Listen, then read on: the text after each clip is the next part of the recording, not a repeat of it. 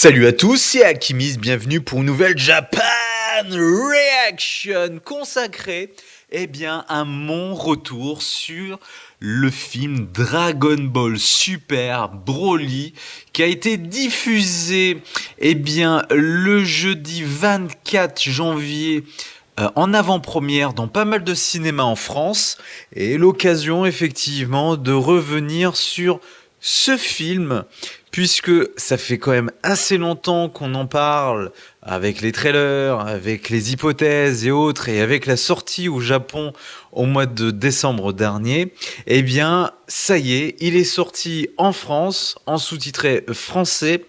Qu'est-ce que vaut ce film?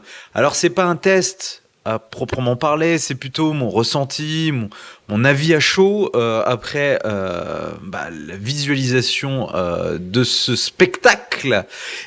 Tout simplement, j'ai qu'un mot à dire, waouh!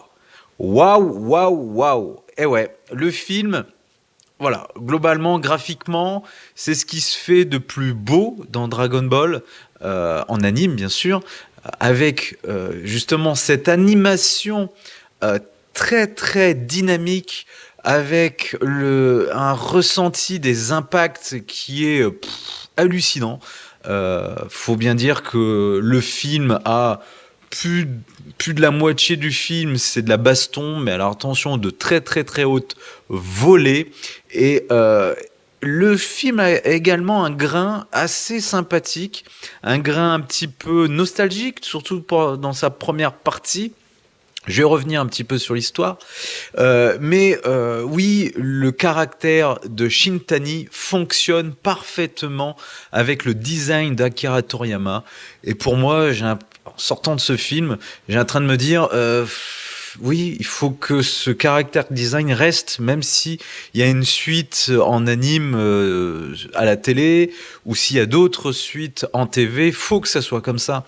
C'est beaucoup plus arrondi, beaucoup plus nuancé. Enfin bref, il y a tout un truc en termes artistiques qui me plaît énormément dans ce film.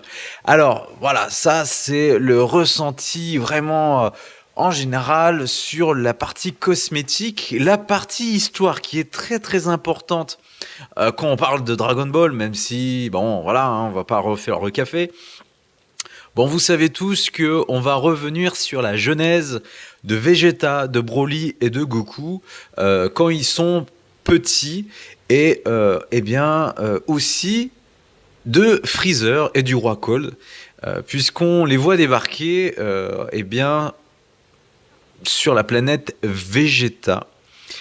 Donc on voit le roi Vegeta, super classe. Enfin bref, toute cette partie-là, le film commence cash comme ça. On arrive, on est en train d'être à côté des vaisseaux qui débarquent sur la planète Vegeta, et on sent que, c'est la dictature de Freezer qui est en train d'être instaurée vis-à-vis des Saiyans, forcément. Et on voit, voilà, tous les Saiyans qui se prosternent vis-à-vis des envahisseurs, et on voit toute la clique. On voit le commando Ginyu, on voit voilà tous les hommes de main de Freezer qui viennent faire un petit caméo assez sympa. En parallèle de ça, on voit un petit peu la vie de tous les jours des Saiyans vis-à-vis, en tout cas, de la classe inférieure, notamment avec la mère de Goku, avec le père de Goku également, Badak, qu'on voit vraiment avec un costume, enfin un uniforme, une armure si vous voulez, un peu différente de ce qu'on avait eu dans l'OAV Badak pour le coup. Donc effectivement, ça a un intérêt, c'est d'étendre un petit peu le background de Dragon Ball, quoi, au niveau des Saiyans, et ça fait plaisir, quoi. Ça fait superbement plaisir. Donc après, on sent que le film, il a été aussi inspiré par le film du guerrier millénaire, où on voit pour la première fois Broly, et aussi inspiré par d'autres films. Mais globalement, cette première partie est quand même assez folle. Il y a pas énormément d'action pour le coup, voilà. Mais j'ai plutôt vraiment apprécié. C'est parti assez vite. Je dirais que ça a duré une vingtaine, une trentaine de minutes. Enfin, une grande première partie.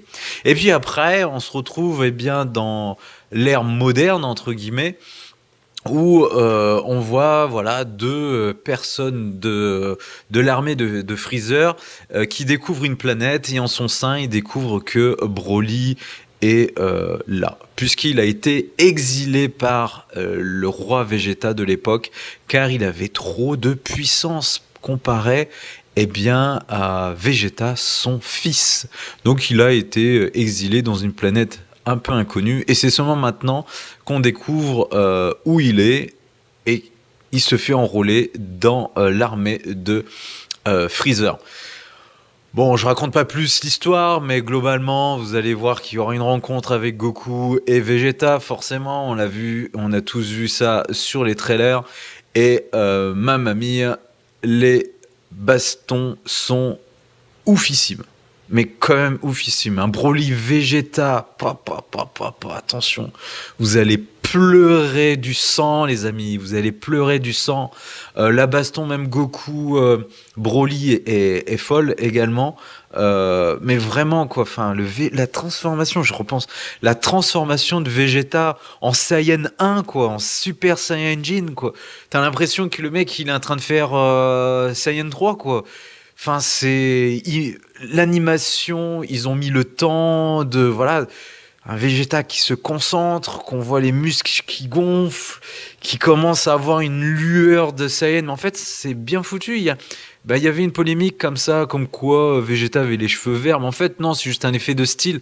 Mais voilà, il y a l'aura en fait vert, du jaune qui est réfléchi par la glace. Enfin, et du coup, il y a ce côté vert qui entoure. Et après, ça pète. On voit le jaune Saiyan, quoi, qui émane, et puis la posture, enfin, le regard, enfin bref, c'est un film de poseur, quoi. C'est un film de poseur, ne serait-ce que par la gestuelle beaucoup plus karatéka dans l'air, voilà, il y a des poses d'arts martiaux qu'on avait oubliées, quoi. Dans l'anime, c'était beaucoup à base de Kikoa et pas beaucoup de baston proprement parlé, si ce n'est à la fin avec Jiren où là il y avait un peu plus de corps à corps ou plutôt des esquives. Là non, là on tabasse, on éclate les visages sur la banquise, on les roue de coups, et voilà, c'est impactant, quoi. Je veux dire, on ne sait pas trop qui va gagner au final. Il y a une montée en puissance de Broly qui est juste, c'est un génie, quoi, un génie instinctif. Alors que Goku et Vegeta sont plutôt des génies de l'entraînement pour se surpasser. Là, voilà, en quelques minutes, on va dire, Broly apprend des choses en combattant directement avec Goku et Vegeta. Et c'est juste dingue, c'est une dinguerie, bref, il y a quand même. Bon voilà, vous avez vu les éloges et tout, mais il y a quand même quelques petits trucs qui me chagrinent un petit peu. Et c'est dommage, c'est dommage. Bon, après vous allez me dire, c'est peut-être du pur fanboy, mais il y a eu des cuts. On voit bien le passage avec Badak, il y a eu un cut, quoi. Et il y en a eu un autre également. On a l'impression qu'en fait, le film aurait pu durer 2 heures facile. Là, un peu moins, 1h40. Mais je trouve ça dommage qu'il y a eu. Qu'ils l'ont gardé, en fait. Parce que vous allez voir, hein, c'est quand vous allez voir le film, qu'il va avoir voilà, une coupure nette. Bref. Donc je trouve ce sentiment un peu bizarre. J'espère que dans l'avenir, il y aura peut-être une version augmentée, une version de luxe avec voilà une version longue quoi si vous voulez, avec peut-être ces parties qui ont été coupées parce que moi ça m'intéresse. Et la deuxième chose qui me chagrine un petit peu, honnêtement, c'est les musiques. Franchement, j'avais déjà pas été On va dire super emballé par le dernier film avec Freezer. J'avais plus ou moins adoré le thème de Beerus sur Battle of God, mais là, je sais pas, le côté un peu métal, je sais pas, ça manque de classique quoi. Enfin bref quoi, ça manque d'épicness classique. Donc vraiment, c'est deux choses. Voilà, la fin du film, je vais pas vous spoiler, hein. La fin du film m'a un petit peu surpris, mais c'est intelligent de leur part. Enfin bref, donc plutôt intéressant. Je la voyais pas comme ça, donc honnêtement, donc j'étais plutôt surpris. Donc c'est très bien pour l'avenir. Donc il y a vraiment des belles choses qui s'annoncent, on va dire. Et honnêtement, si j'avais quelque chose à dire dans l'ensemble, c'est que 1h40, c'est trop court. Euh, De ce spectacle-là, de cette qualité-là, franchement, on voit pas passer le temps. Enfin, on est toujours en train. Tiens, ils ont fait un clin d'œil là. Tiens, ils ont fait ça. Ah bah tiens, oh, c'est super beau ce plan, ce machin. C'est tellement animé, mais de fou. Les caméras, les zooms, les dézooms. Enfin bref, c'est l'animation à l'état pur. Et quand on voit un petit peu ceux qui sont venus voir, eh bien, ils étaient tous à fond, quoi. C'est le meilleur film en termes d'animation, j'entends, pas forcément d'histoire, mais de Dragon Ball, Z confondu, Super, c'est le premier, qui a été créé. Donc, du coup, oui, vous sortez de là-dedans, vous êtes KO, vous en demandez plus. Là, voilà, vous voulez un autre film, vous voulez une nouvelle série de cette qualité. Bref, donc pour moi, la Toei Animation a complètement réussi son pari, puisque l'hype était là, la salle était folle, et voilà, l'idée qui était eh bien, de remettre Dragon Ball au cinéma, chose qu'on n'avait pas vue depuis Fusion, et du coup ça a plus de 20 ans, euh, eh bien, ça fait plaisir. Et ça montre également que le public est au rendez-vous.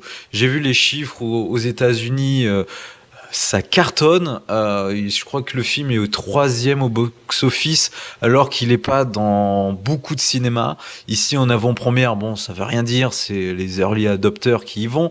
Mais croyez-moi, début mars, si vous avez l'occasion d'aller voir Dragon Ball Super, ne serait-ce que par, eh bien, l'intérêt que vous avez un petit peu ou que vous avez eu quand vous étiez plus jeune, eh bien, allez voir ça. Vous allez avoir ce sentiment, ce petit frisson à chaque transformation, à chaque impact. Et franchement, c'est du tout bon.